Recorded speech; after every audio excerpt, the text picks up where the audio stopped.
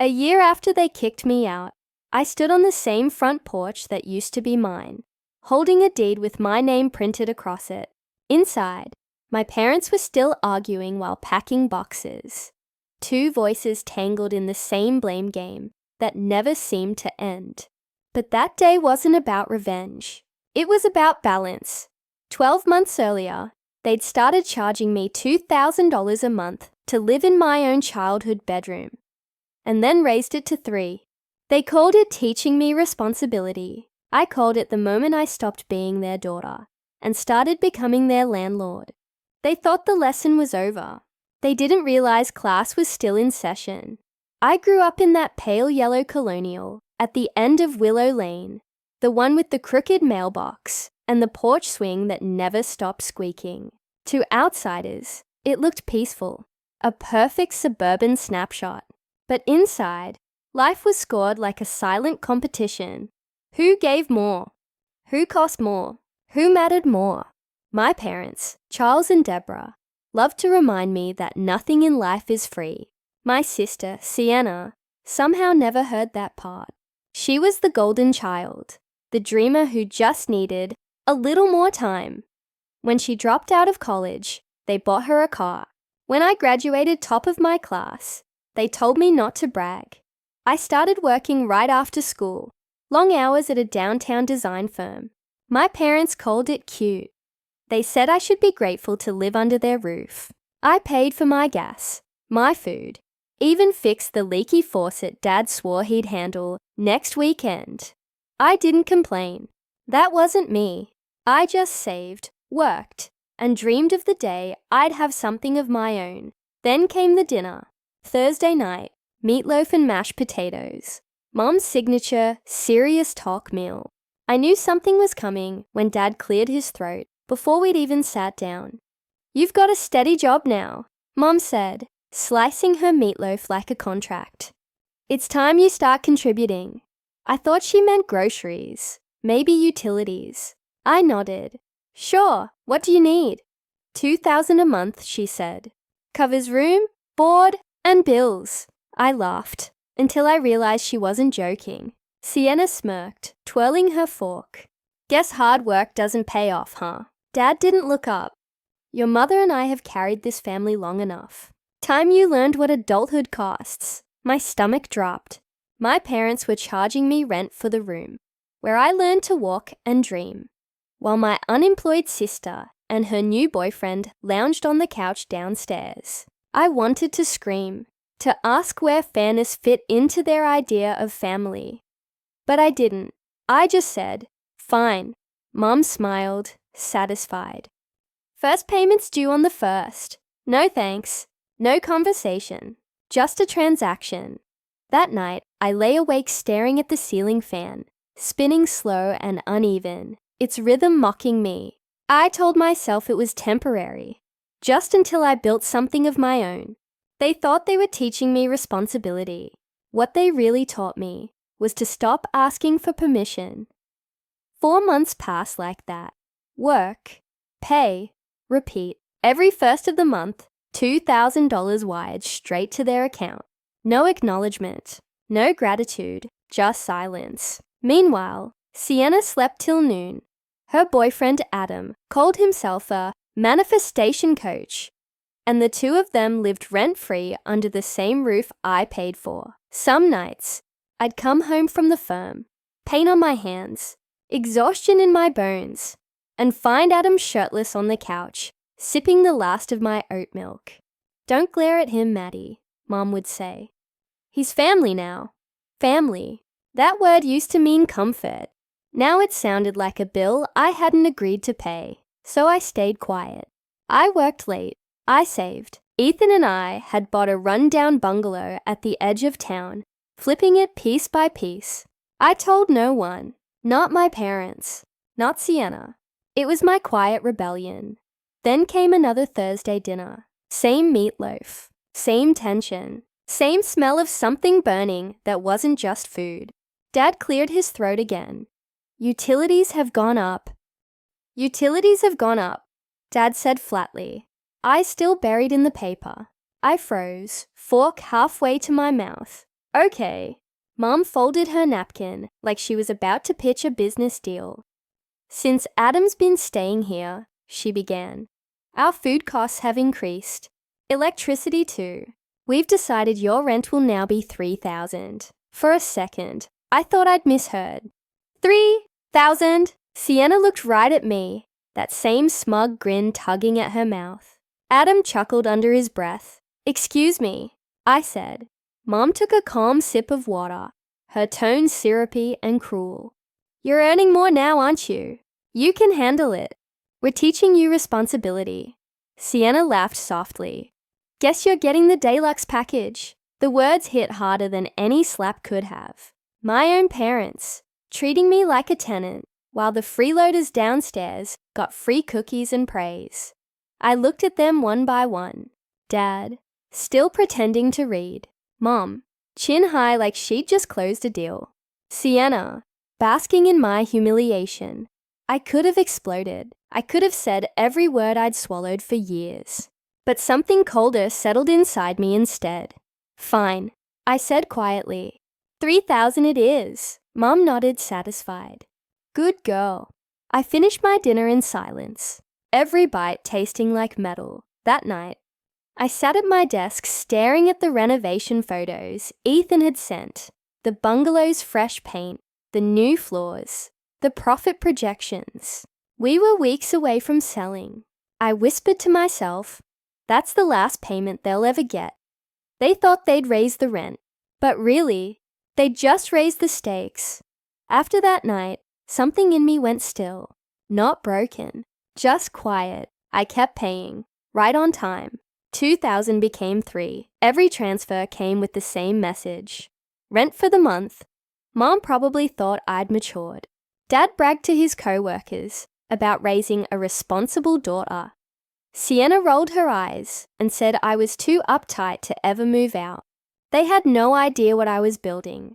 The bungalow sold faster than we'd dreamed.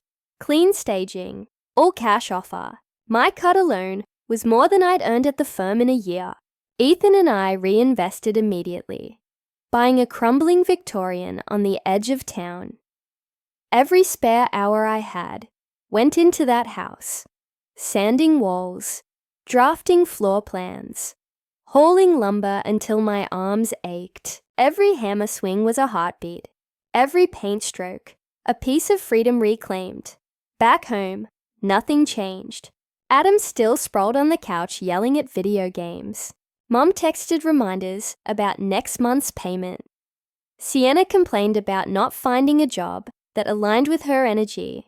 Then one night, I came home to find a note on my door in Mom's perfect handwriting. Don't forget, the 1st is tomorrow. A little smiley face at the end. I stared at it for a long time, then folded it carefully and tucked it into the drawer beside my property contracts. That weekend, I began packing, slowly, strategically. Winter coats first. It was July. No one would notice. Then books, a few pairs of shoes. Each day I took one more thing, quiet thefts of my own life. I memorized their schedules. Mom left at 7, Dad at noon. Sienna's boutique, inventory shifts, every other Tuesday. Adam spent those days at his friend's place, manifesting. That was my window. When Tuesday came, I called in sick to work and waited for silence to fill the house. By 12:30, it was mine. 6 boxes, 2 suitcases, everything that mattered. Mrs. Perry from next door waved as I loaded the car. Moving already? She asked. Just a few things, I said, smiling. Inside, I left one final note on the kitchen table. On Mom's fancy stationery, I've moved out. Utilities in my name will end in 24 hours. I locked the door behind me. For the first time in my life, the air felt light. They thought I was their tenant. They were about to learn I'd just become something else entirely. That first night in my new place felt strange, too quiet. No footsteps upstairs, no television bleeding through the walls, no one reminding me to be grateful. Just me, a half-finished kitchen, and the soft hum of the refrigerator.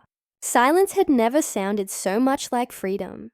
I sat on the floor of my half-painted apartment, eating pizza straight from the box and laughing between bites. It wasn't freedom yet, but it was close. The calls started 2 hours later. First Mom, then Dad, then Sienna. By midnight, my phone was lighting up like a Christmas tree. 43 missed calls, and climbing. I turned it face down on the counter and kept unpacking. Their voices came through the voicemail anyway. Madison Marie Cole. Mom shrieked. You get back here right now. This is not how family behaves. We need that money. The mortgage is due. Dad's voice followed, low and tired. You're acting like a child. Come home and we'll talk about this like adults. Then Sienna's message, short and venomous. You selfish brat. I didn't reply. I blocked their numbers, powered off my phone, and went to bed with cardboard boxes still unopened around me. By morning, my phone rang again, a number I didn't recognize. Your parents are saying you ran away, Aunt Grace said softly. What happened? They raised my rent to $3,000, I said. So I left. There was silence. Then a sharp inhale. $3,000 for your own room? Yep, Grace sighed. Honey, I can't say I blame you. For the next few weeks, I kept my head down. Ethan and I threw ourselves into the Victorian renovation. A house that was both broken and breathtaking. High ceilings, cracked moldings, sunlight slicing through shattered glass. Every nail I hammered, every stroke of paint, felt like a wall going up between me and the past. 8 months later, when we sold it, I wasn't just free, I was secure. The profit gave us a start, our own company, MC Designs and Restorations. Ethan laughed when I told him what the initials really stood for. Madison's comeback, I said, smiling for the first time in months. Business took off fast. Word spread. Within a year, we had a small team and an office downtown. I never told my family. I didn't need to. Then one afternoon, almost exactly 12 months after I'd walked out, Aunt Grace called again. Your parents are in trouble, she said. They're behind on the mortgage. They asked me for a $20,000 loan. I leaned back in my chair. Did you give it to them? Of course not. But Madison, they might lose the house. I looked at the framed floor plan, hanging on my wall. The first blueprint I'd ever drawn, labeled home. Then they lose it, I said quietly. Actions have consequences. A month later, an email from Ethan's realtor friend popped up. A list of upcoming foreclosures. I almost deleted it, but something made me scroll. There it was. Osady 4, Willow Lane, my parents' house. I stared at the address for a full minute before calling Derek. That colonial on Willow, I said. Is it confirmed? Yeah, bank's taking offers next week. Why? I want to make one. Cash. He whistled. You sure? Completely. 3 weeks later, it was done. A stack of papers, a bank seal, and a deed with my name. My name. Clean across the top. The same name Mum used to scribble on grocery lists and report cards. Now it sat above a property title. I didn't smile. Didn't feel triumphant. Just settled. Like gravity had finally decided where it belonged. I waited until the 29th day of their eviction notice before going back. It was a grey afternoon, heavy with the smell of rain and old pavement. A moving truck idled in the driveway, the same spot where my beat-up sedan once sat. Mom stood on the porch, arms folded, eyes red. Dad carried boxes to the truck in silence. Sienna lingered in the doorway, staring at me like I was a ghost. You came to gloat, Mom snapped. I shook my head. No, I came to see my property. Dad froze mid-step. What are you talking about? I lifted the deed, the bank seal gleaming faintly in the grey light. I bought it, I said. Silence fell so deep, the wind itself seemed to stop. Then Sienna laughed, sharp and bitter. You bought it. That's hilarious. I looked right at her. No. What's hilarious is that the bank didn't even counter-offer. Mom's lip trembled. You can't just... I cut her off softly. I didn't make you miss the payments. You did that, Dad said, setting his box down. His voice was low, shaking. So what now? You want to see us on the street? That's what this is about? No, I said evenly. I'm here to offer you a lease. They all froze. I unfolded the papers and laid them out on the porch table. $2,500 a month, plus utilities. Same rate you charged me. Mom's face went pale. That's cruel, I shrugged. No, that's business. You taught me that. Sienna scoffed. You're unbelievable. Funny, I said. You all used to call me responsible. Looks like you were right. Dad rubbed his temples, looking older than I'd ever seen him. We can't afford that, Madison. Then you'll have to find somewhere cheaper, I said. But if you want to stay, sign here. I held out the pen. No yelling this time. No lectures. Just the slow ticking of the porch clock and the quiet hum of rain in the distance. Finally, Dad signed. Then, Mom. Her hand trembled as she whispered, I can't believe you'd do this to your own family. I can't believe you did it first, I said. Sienna grabbed the papers, scanning them with watery eyes. $50 late fee per day. Fair's fair, I said. When they were done, I slipped the lease into my folder and straightened. The keys stay with me. 3 late payments in a row. You're out. Mom's voice broke. You don't mean this. I met her eyes. I mean every word. As I turned to leave, she called after me. Madison, what about the internet? The bills? I looked back once. Those are the tenant's responsibilities. Then I walked down the steps, started the car, and drove away. I didn't look in the mirror until the next light. Through the rain-specked glass, they stood small on the porch, tiny figures against the house that once made me feel even smaller. They thought raising my rent would break me. All they did was teach me how to own the roof they'd weaponized. And as I drove off, the rain began to fall, soft, steady, cleansing. That was the day they moved out of their house, and I moved out of their shadow. 3 months later, the rent arrived right on time. Every first of the month, a direct deposit labeled Cole Household appeared in my account. No calls, no small talk, no how are you? Just money, clean, consistent, and emotionless. It was almost poetic. Ethan and I had grown MC Designs to 8 employees, 2 apartment buildings under renovation, families moving in, families that reminded me of everything mine wasn't. Sometimes, after long work days, I'd drive by Willow Lane. The porch lights still glowed. The lawn was trimmed. The curtains hadn't changed. From the outside, it looked normal again. But inside, everything had shifted. Then one morning, Aunt Grace called. Your dad's in the hospital, she said quietly. Chest pains? He's okay now, but maybe visit. I did. Mom sat in the waiting room, shoulders slumped, eyes tired. She looked smaller somehow. When she saw me, she didn't yell. She just nodded. He needs to slow down, she murmured. Dad was awake when I entered his room. He didn't apologize, and I didn't expect him to. He just looked at me for a long moment and said, You did good, Maddie.